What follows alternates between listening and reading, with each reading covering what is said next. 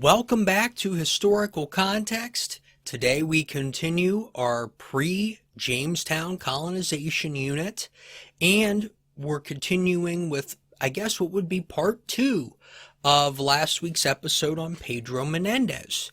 Just like last week, today's information comes from a book that was actually written by an explorer who was with Pedro Menendez, a guy named Gonzalo Solis de Maris, and the book is entitled Pedro Menendez de Aviles and the Conquest of Florida, and it's translated by David Arbesu, and David allowed us to talk about this book and its contents today and last week, and I want to thank him for that.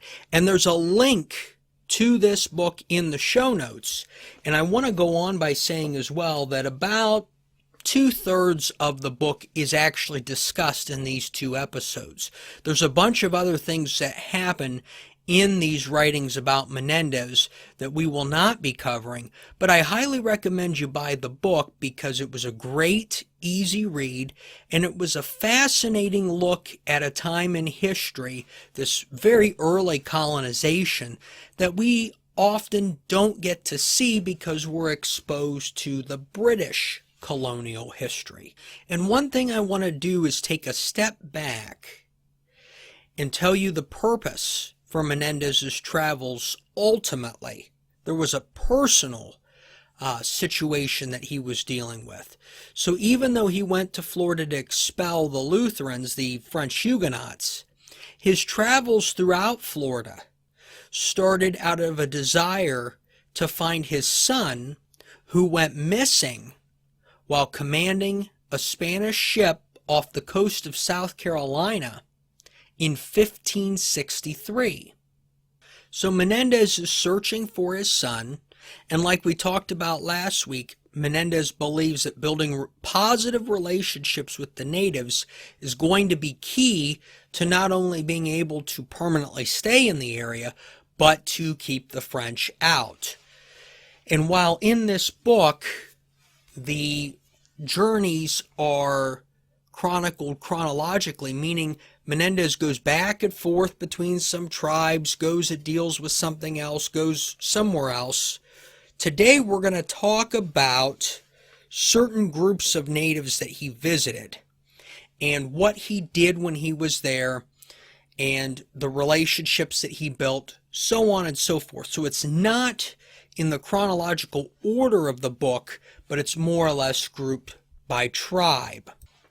The first group or tribe that I'm going to talk about is the Ais tribe, and that is spelled A-I-S. And this tribe was located in eastern Florida, right up by the Atlantic coastline. Menendez visited this tribe in November of 1565. He stayed for 4 days, presented gifts to the chief, but did not disturb the village. Menendez had to leave and set sail for Havana, but he also decided in doing that to leave some men behind. He did express concern that his men may wage war with the natives. This was an issue going all the way back to Columbus, and we talked about that in the Columbus unit. So, to try to keep them from doing that, he stationed them a distance away from the native village where the land was better and the native interference, in his opinion, would be minimal. The settlement was called Santa Lucia, Lucia. And so Santa Lucia becomes another settlement that Menendez founds and is in that eastern Florida area. The next tribe that I'm going to talk about is the Collusion. And the Collusion were the people that Menendez interacted with the most. He had the most visits to this tribe. While their influence covered all of southern Florida, so this was a big tribe, they mainly dominated southwest Florida. Menendez first visited this group in February 1566. And it was rumored that some Spanish were being held captive as a result of being marooned 20 years earlier by a chief named Carlos. Now, this is unlikely the same Carlos from the Ponce de Leon episode and visit 50 years earlier, but it is likely the same tribe considering the location. So Menendez goes in looking for these Spanish, and they find some of them. And these Spanish people were dressed like natives, probably in some respect behaving like the natives, but they were very happy to see Menendez and his men. 20 years these individuals had been with the Collusion Tribe. The Spanish captives reported that many in their expedition had been killed in various ritualistic sacrifices. So the natives were not necessarily opening the door to all of those that were marooned. Menendez was able to negotiate the release of some of the Spaniards, but one of the captives warned Menendez that there was a plan in place for him to be led to the village and killed. Interestingly enough, Menendez did not retaliate against these rumors. In fact, he didn't do much of anything. He just kind of kept his distance and decided to not put himself into situations where he would be ambushed. The chief Carlos wanted Menendez to marry his sister as a show of unity, something that he pressured Menendez for multiple times in that first visit. The sister would end up leaving with Menendez and ultimately marrying him. So this is an interesting turn of events. We go from planning to kill somebody to having them essentially marry into our family. Two of the captive Spanish women who had been there for 20 years actually opted to stay with the Collusion Tribe because they had children in the village. And this is very important now because we've talked several episodes and we've hypothesized about whether or not assimilation could occur within a tribe. And here, once again, we have an exact example of it with children being born who are half European, half native in the village. So those women stay. Menendez leaves, takes a native woman with him, presumably later to get married to her. When Menendez returned to the village for a second visit, he was worried because natives from the town that he had taken with him to Havana had died. They had presumably died of illness. And Menendez was concerned that the relatives of these individuals would kill him out of anger.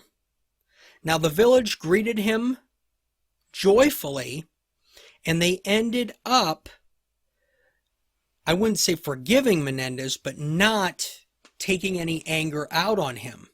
So they're greeting him joyfully, and Menendez takes his expedition, his diplomacy expedition, further by asking Carlos if he wanted to become a Christian, cut his hair, and travel to the Christian lands. Carlos, in response to this, privately pulls Menendez aside, so he needs to talk one-on-one. And he tells him that if he does this, he would be killed by his own tribe. He told Menendez that if he returned in 9 months, this is Carlos, he would follow through with that plan. So clearly, the politics of the tribe would not allow that type of behavior. The next day, Menendez hosted some of the natives from the village at his harbor. And interestingly enough, he tries to turn these natives against Carlos. He tells them to tell Carlos that he is an evil man. And Menendez goes so far as to threaten to burn the village down and behead the native inhabitants. So clearly he's not happy about Carlos's decision not to go with him.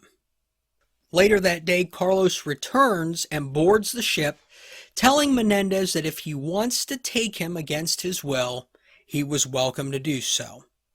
Menendez refused, and the two end up patching things up, and Carlos ultimately leaves two natives with Menendez, and Menendez shortly thereafter leaves. I find that whole exchange fascinating because it's almost as if you have to wonder whether or not Menendez had some type of bipolar disorder to just completely fly off the handle like that, especially when he is trying to be diplomatic with these natives.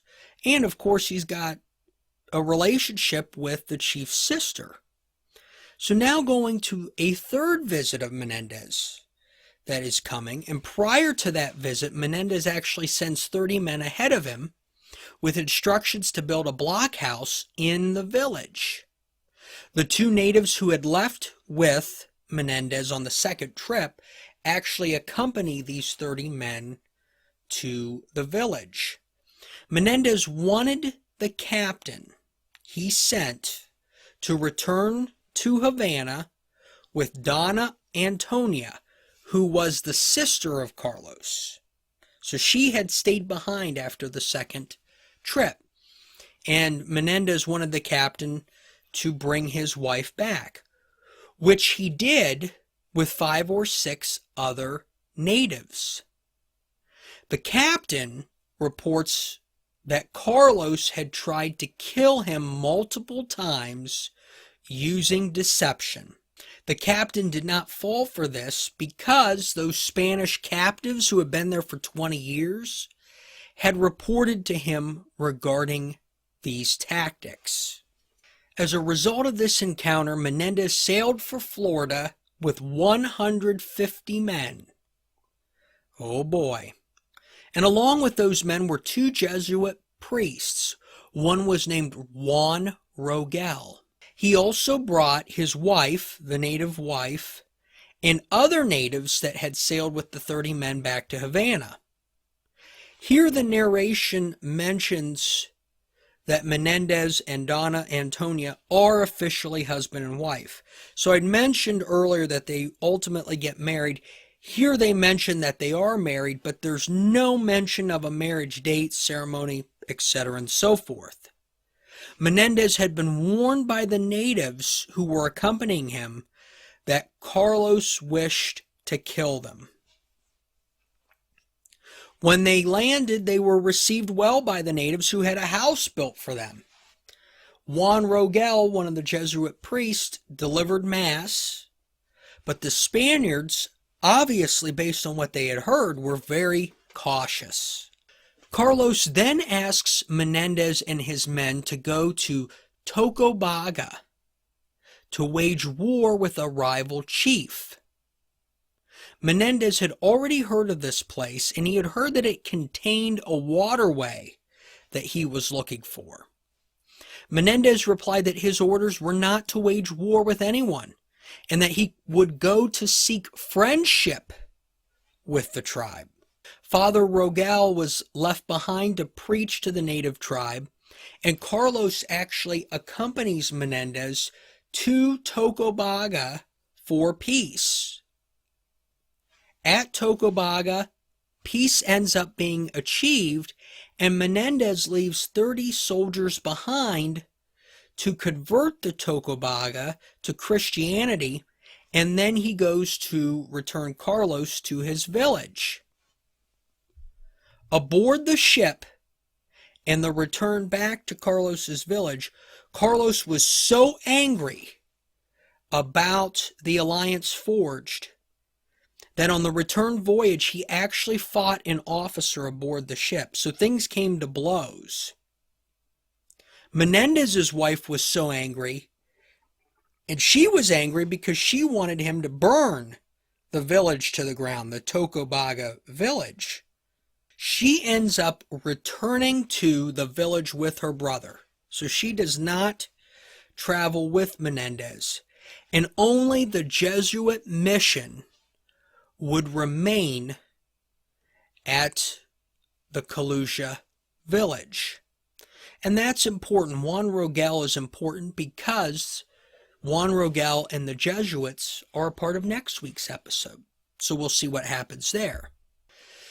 The last chief I want to talk about is Chief Guale.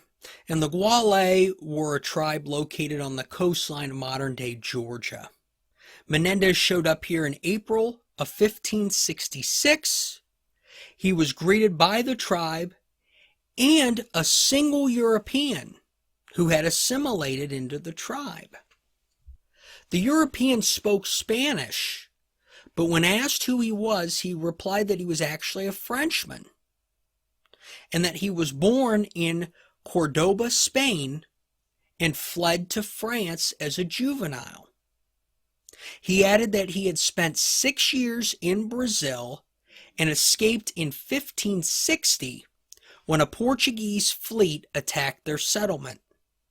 He ended up back in France and came to America with Jean Ribault. So this guy is a former Jean Ribault expedition member. So I wonder where this is heading. Menendez ends up using the Frenchman as an interpreter to help gain favor with the chief of the Guale. Another Frenchman who survived the Ribault expedition was also there, but he was now a part of Menendez's group.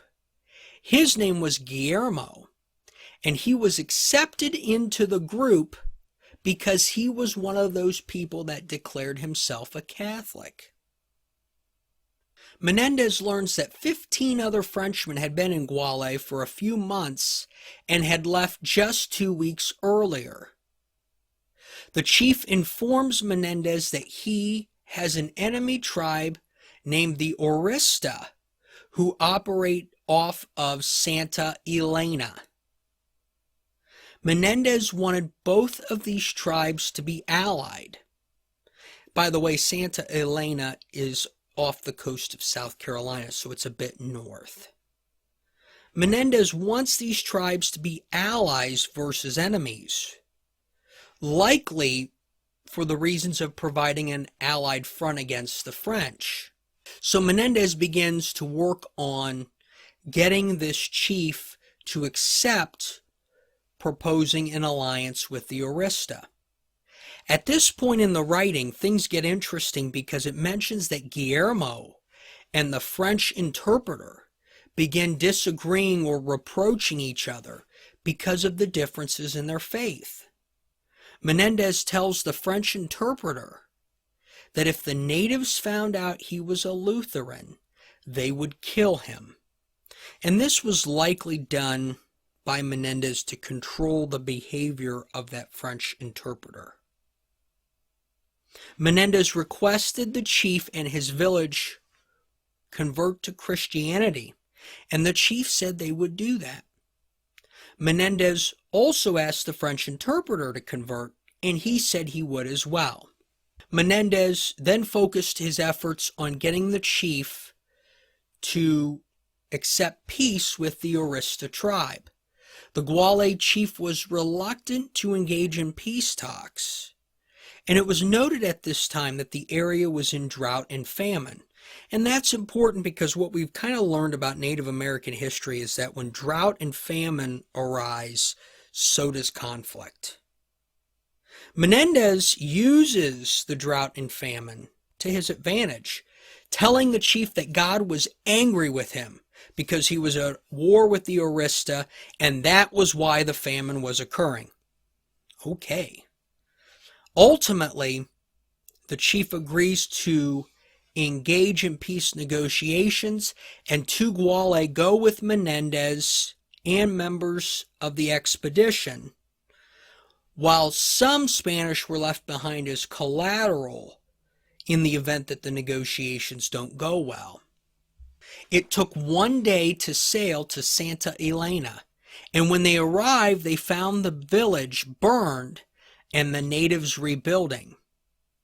The Arista chief received Menendez well, and after considering his offer, accepted the peace with the Guale and to convert to Christianity. But that wasn't enough for the Arista chief.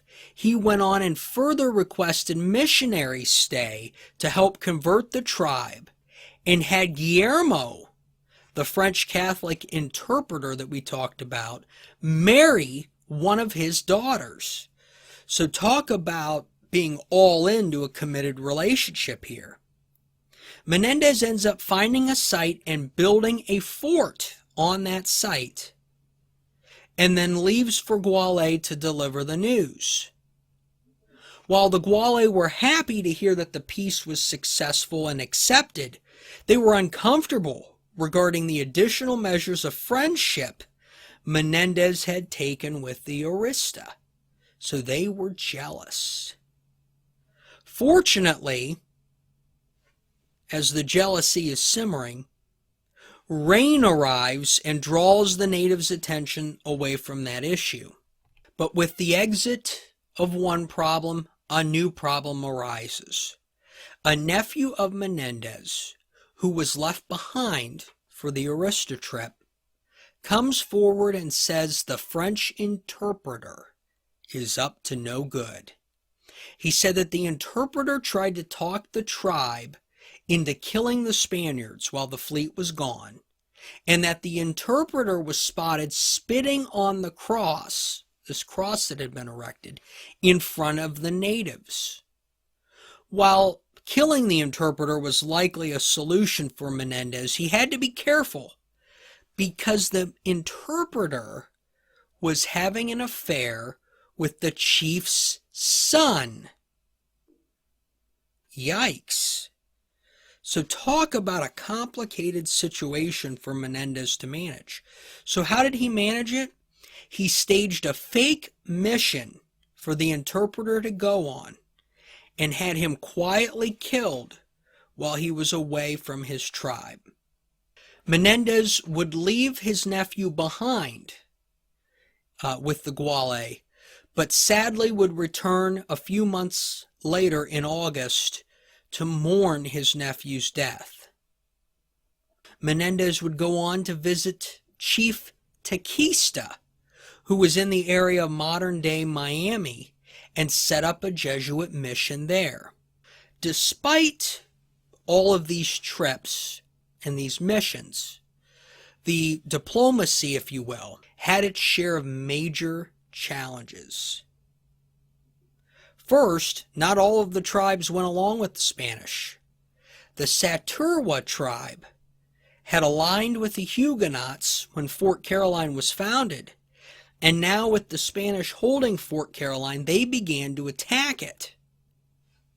The Spanish captured one of their elders and attempted to negotiate for his release, but the chief did not want to negotiate, and Menendez ended up leaving the area, declaring the Saturwa to always be an enemy of his.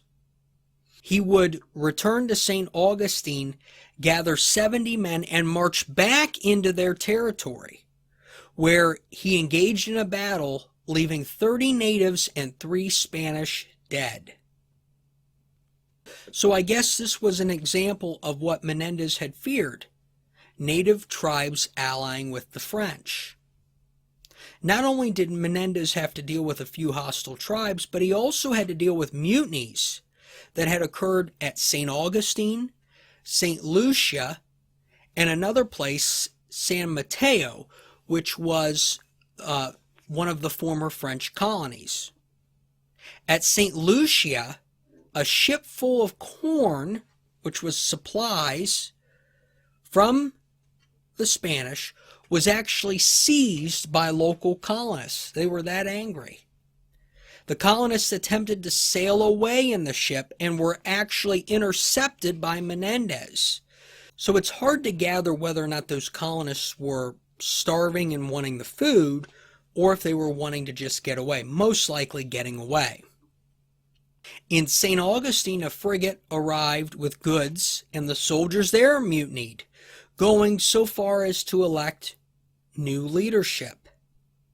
This time, however, a field commander who was on that frigate ends up putting down the St. Augustine Mutiny. Menendez shows up a little later to assess the situation, and an ample supply ship follows, which rises everyone's spirits beyond the threat of mutiny. In San Mateo, a mutiny basically simultaneously breaks out to the St. Augustine Mutiny. A group of colonists there conspired in secret to capture the first supply ship that came. Menendez puts this mutiny down by offering no punishments and offers additional supplies. In the end, nobody was punished for the mutinies, and each was likely caused by a lack of food and supplies. Overall, Menendez and his efforts were likely a contributing factor to the Spanish maintaining a permanent presence in Florida. They not only go on to establish more than 60 mission sites in the state, they would establish at least 18 known mission sites in modern-day Georgia, and they would stay at Santa Elena, which was in South Carolina, for more than 2 decades. So the Spanish really start to spread there through the southeast. While we can continue to talk at length about these different missions and tell their stories, one mission in particular has caught my attention, and that mission was actually founded all the way up in modern-day Virginia, and it was founded almost 4 decades before Jamestown. It was known as the Exacan mission, and we're going to talk about that mission next time on Historical Context.